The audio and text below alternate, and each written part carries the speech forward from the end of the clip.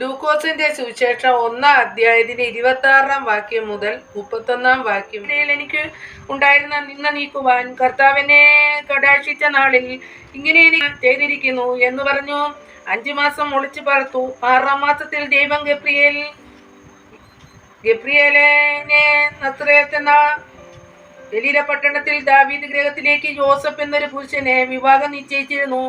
കന്യകയുടെ അടുക്കൽ അയച്ചു. ആ കന്യകയുടെ പേർ മറിയ എന്നായിരുന്നു. ദൂതൻ അവളുടെ അടുക്കൽ അകത്ത് ചെന്നു, കുർബല വെച്ചോളെ, നിനക്ക് വന്ദനം, കർത്താവ് നിന്നോട് കൂടെ ഉണ്ട് എന്ന് പറഞ്ഞു. അവൾ ആ വാക്ക് കേട്ടിട്ട് ഭമിച്ചു.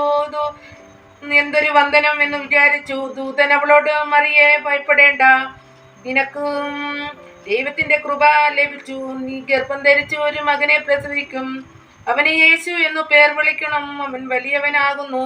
അത്യുന്നതന്റെ പുത്രൻ എന്ന് വിളിക്കപ്പെടും. കർത്താവായ ദൈവം അവന്റെ പിതാവായ ദാവീദിന്റെ സിംഹാസനം അവന് കൊടുക്കും. ദൈവമേ, നിനക്ക് സ്തുതി യോഗ്യമാവുന്നു. ബാരക്കുമോ. പ്രിയമുള്ളവരെ, ലോകരക്ഷിതാവായ യേശുക്രിസ്തുവിന്റെ നാമത്തിൽ സ്നേഹവന്ദനം. സർവജനത്തിന്റെയും രക്ഷയ്ക്കും വീണ്ടെടുപ്പിനുമായി പിതാവായ ദൈവം സ്വപുത്രനെ ഭൂമിയിലേക്ക് അയച്ച ദൈവസ്നേഹത്തിന്റെ ഓർമ്മ പുതുക്കുന്ന ദിനമാണല്ലോ ക്രിസ്മസ്. ദൈവപുത്രന്റെ മനുഷ്യാവതാരം ലോകത്തിനേകിയ ആനന്ദമാണ് ക്രിസ്മസിന്റെ അന്തസത്ത. ഇന്നലെയെക്കുറിച്ചും നാളെയെക്കുറിച്ചും വ്യക്തമായ ബോധമറ്റവരുടെ മനസ്സിൽ ക്രിസ്മസ് എന്നത് പുതിയ പ്രഭാതം തന്നെയാണ്. സ്വന്തം സുഖമെന്ന ഇത്തിരി വെട്ടത്തിനുള്ളിൽ ജീവിക്കുന്നവർക്ക് എളിമയുടെയും ശാന്തിയുടെയും അനുതാപത്തിന്റെയും സൗന്ദര്യത്തിലൂടെ പുതിയ ഒരു ജീവിത ശൈലിയിലേക്ക് പ്രവേശിക്കുവാനുള്ള ആഹ്വാനമാണ് ക്രിസ്മസ് നമുക്ക് നൽകുന്നത്. യേശു ജനിച്ച ദിവസം എളിയവരായ ആട്ടിടയന്മാർക്ക് ദൈവീക ദർശനമുണ്ടാകുന്നു. സർവജനത്തിനും ഉണ്ടാകുവാനുള്ള മഹാസന്തോഷത്തിന്റെ സുവിശേഷം ദൂതന്മാർ അവരെ അറിയിക്കുന്നു. ആ മഹത്വപൂർണമായ ജനനത്തെ ലോകത്തിനു മുൻപിൽ വെളിപ്പെടുത്തുവാൻ ഒരു നക്ഷത്രം വാനിലുദിക്കുന്നു. അതിന്റെ കാരണമന്വേഷിച്ചിറങ്ങുന്ന വിദ്വാൻമാർ ലോകരക്ഷകനെ കാലിത്തൊഴുത്തിലെ പുൽത്തൊട്ടിലിൽ കണ്ടെത്തുന്നു.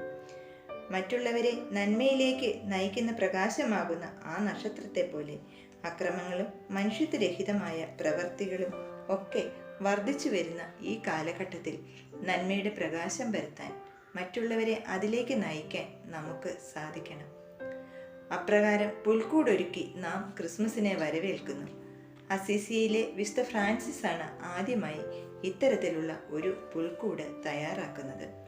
ക്രിസ്മസിന്റെ സന്ദേശം നാടകീയമായും ശക്തമായും ജനങ്ങളിൽ എത്തിക്കുന്നതിനുള്ള മാർഗമായിരുന്നു അദ്ദേഹത്തിന് ആ പുൽക്കൂട്.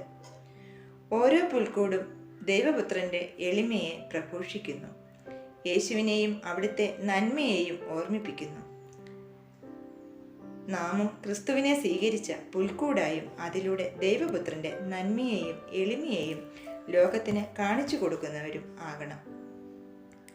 ക്രിസ്മസിന് സമ്മാനങ്ങളുമായി എത്തുന്ന സാന്റാക്ലോസിനെയും നമുക്ക് പരിചിതമാണ്. ഏഷ്യ മൈനറിലെ ബിഷപ്പായിരുന്ന വിശുദ്ധ നിക്കോളാസ് ആണ് പിന്നീട് സാന്റാക്ലോസ് ആയി മാറുന്നത്. ക്രിസ്മസ് എന്നത് വെറും ആഘോഷങ്ങളുടേത് മാത്രമല്ല, മറ്റുള്ളവരെ സഹായിക്കുവാനും കരുണ കാണിക്കുവാനും സ്നേഹത്തിൻ്റെയും സൗഹൃദത്തിൻ്റെയും അടയാളമായ സമ്മാനങ്ങൾ കൈമാറുന്നതിനു വേണ്ടി വിനിയോഗിക്കണമെന്ന് സാന്റാക്ലോസ് നമ്മെ ഓർമ്മിപ്പിക്കുന്നു. ശത്രുക്കളെ പോലും സ്നേഹിക്കാൻ പഠിപ്പിച്ച ദൈവപുത്രന്റെ ജനനമായ ക്രിസ്മസ് നന്മയുടെയും എളിമയുടെയും ത്യാഗത്തിൻ്റെയും കരുണയുടെയും സ്നേഹത്തിൻ്റെയും കരുതലിൻ്റെയും സന്ദേശം നമുക്ക് നൽകുന്നു. ആ സന്ദേശം മറ്റുള്ളവരിലേക്ക് എത്തിക്കുന്ന നക്ഷത്രങ്ങളായും പുൽക്കൂടുകളായും സാന്റാക്ലോസായും നമുക്കും രൂപാന്തരപ്പെടാം. ദൈവം നമ്മെ എല്ലാവരെയും അനുഗ്രഹിക്കട്ടെ. കണ്ണുനീർ താഴ്വരയിൽ ഞാനേറ്റം വലഞ്ഞിടുമ്പോൾ കണ്ണുനീർ വാർത്തവനൻ കാര്യം നടത്തിത്തരും. നിന്മനമിളകാതെ നിന്മനം പതറാതെ നിന്നോടു കൂടെയെന്നും ഞാനുണ്ട് അന്ത്യം വരെ.